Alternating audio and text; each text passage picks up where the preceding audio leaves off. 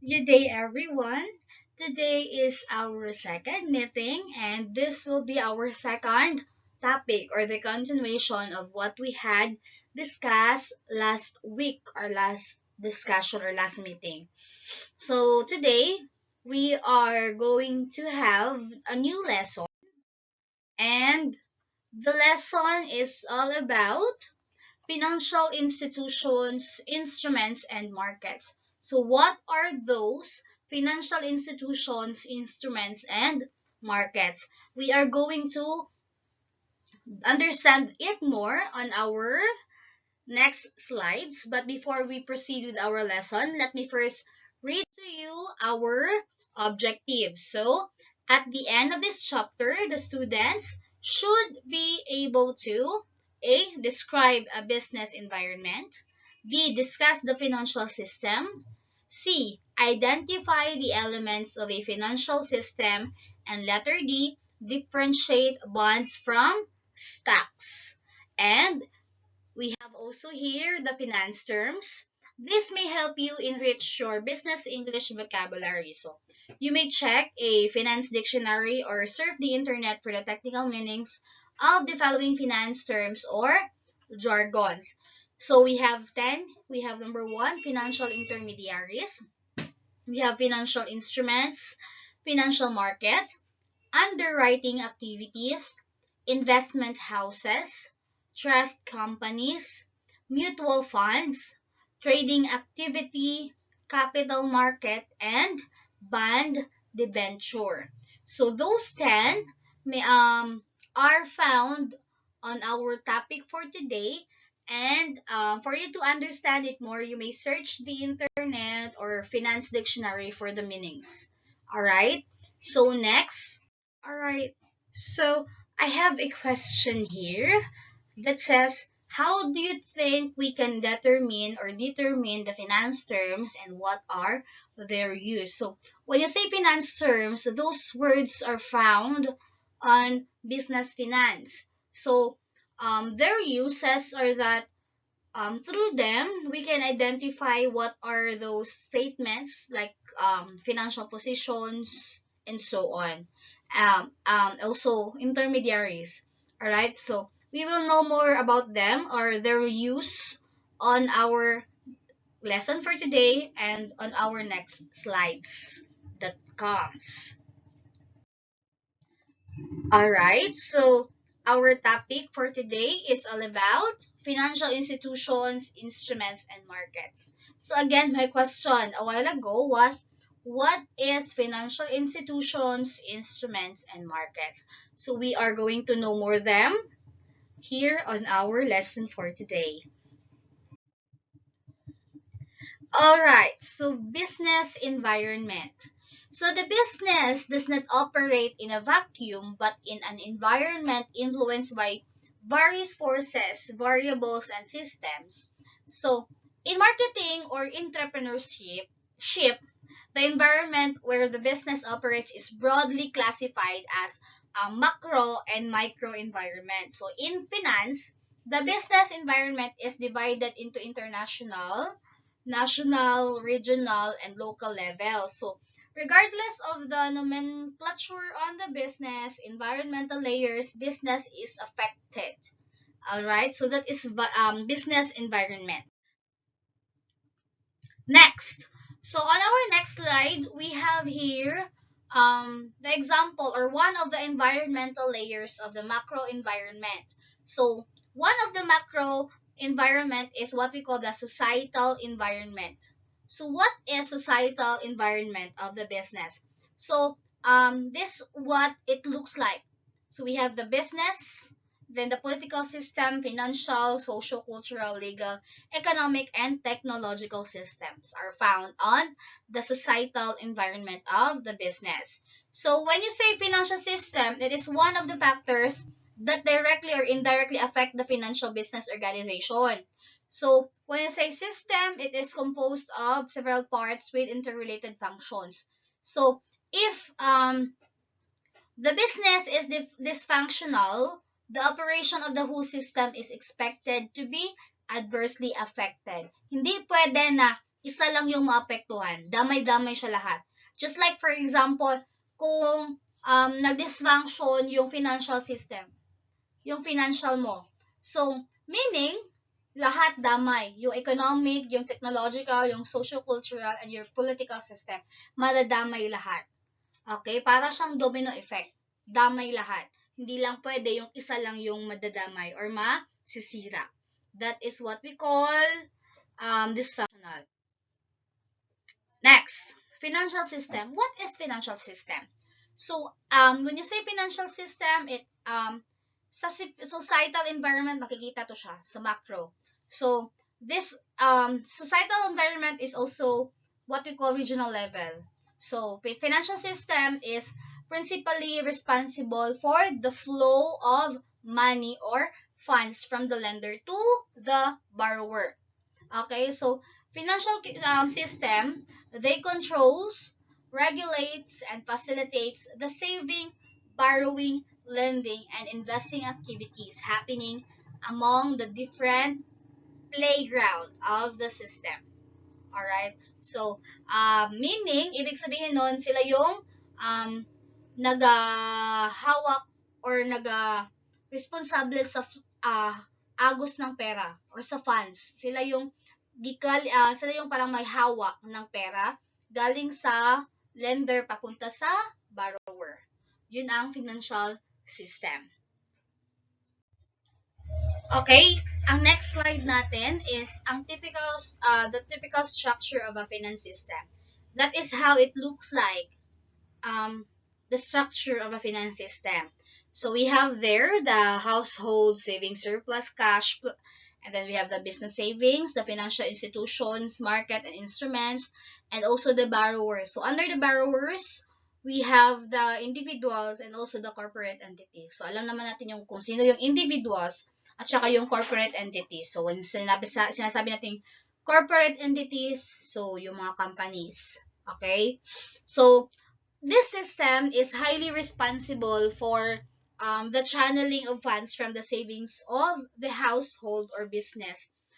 Galing sa business to the individuals and corporate organizations. So, they need funding support through financial institutions, financial intermediaries, and financial instruments. So, individuals, corporate entities, comes from the household savings, business savings, and then papunta sa financial institutions, market and instruments, bago siya sa borrowers. So, in the Philippine financial system, the government plays an active role in the flow of money in the economy through the BSP, or we know this is known as the Bangko Sentral ng Pilipinas. So, the BSP regulates the operations of financial institutions and financial intermediaries. So, we have here the basic elements of a financial system. So, we have here the financial institutions, financial markets, financial instruments, and lenders and borrowers. So, lahat ng definitions nito is i-discuss natin sa next slides. Alright? So, we have the first one, the financial institutions.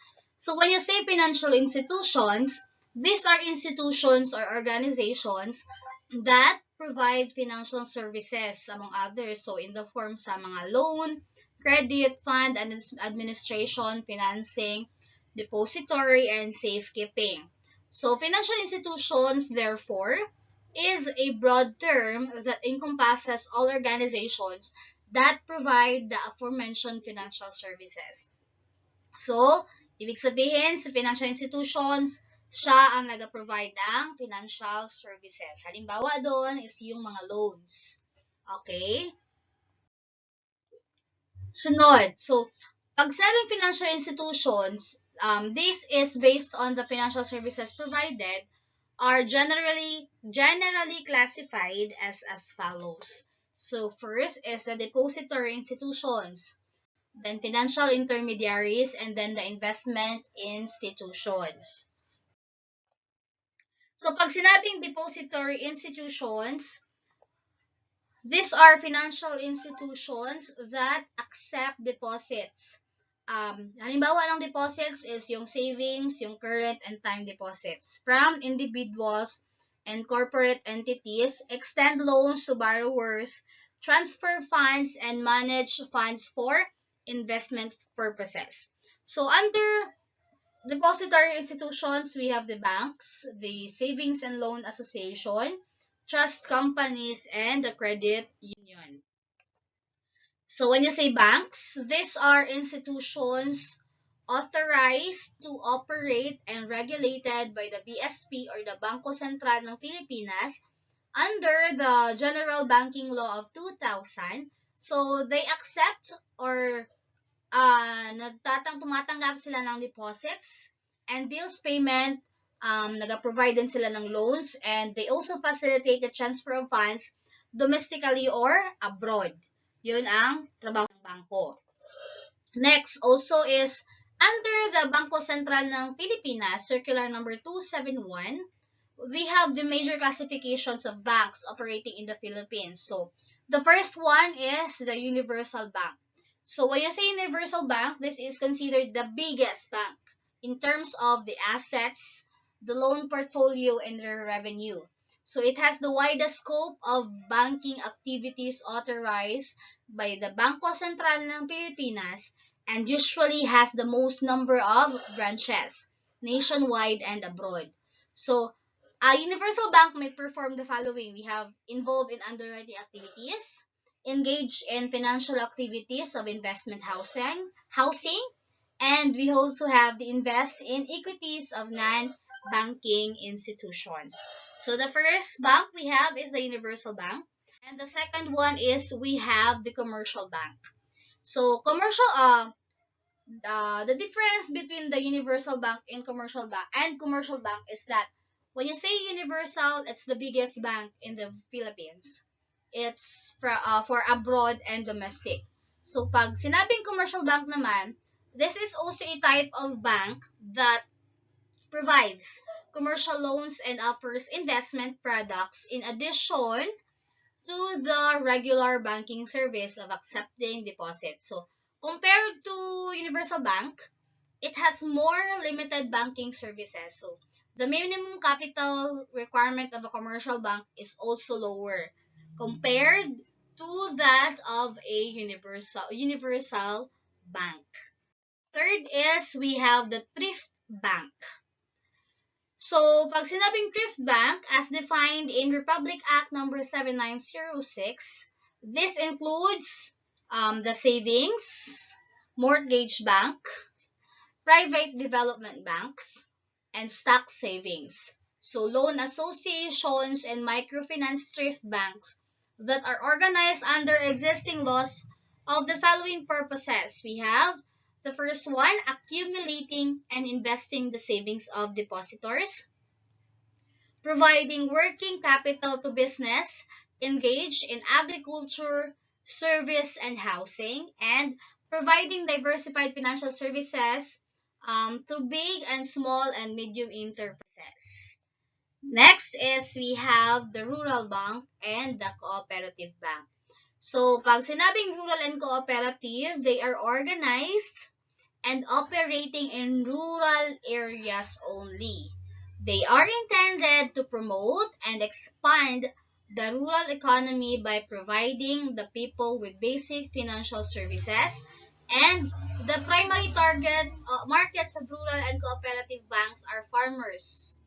So, who needs financial help in the production and marketing of agriculture products? So, they are also engaged in microfinancing to assist small individuals, entrepreneurs. So, when you say rural banks, they are privately owned, and then when you say cooperative, they're organized and owned by cooperatives or a federation of cooperatives. That's the difference between rural and cooperative. And the we have also the Islamic Bank. So Islamic Bank, this has been created and organized under Republic Act number 6848.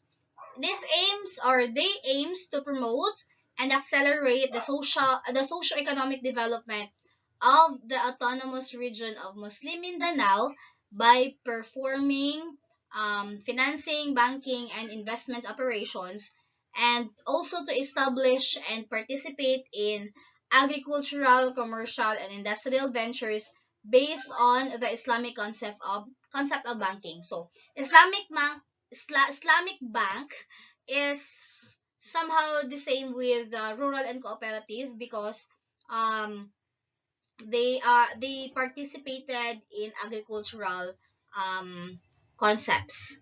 Okay, so when you say all business dealings and activities of the Islamic Bank are subject to the basic principles and rulings of the Islamic law. So, pag sinabing savings and loan association, ano kaya? So sometimes this is referred to us as a financing and mortgage loan company. So is si Savings and Loan Association is a financial institution that is engaged in the business of accumulating the savings of its members and stockholders. So and using such accumulations for loans or investments in securities of productive enterprises, the Savings and Loan Association, which can be stock or non-stock. So this is created and regulated under Republic Act number 3779 as amended by Republic Act number 4378.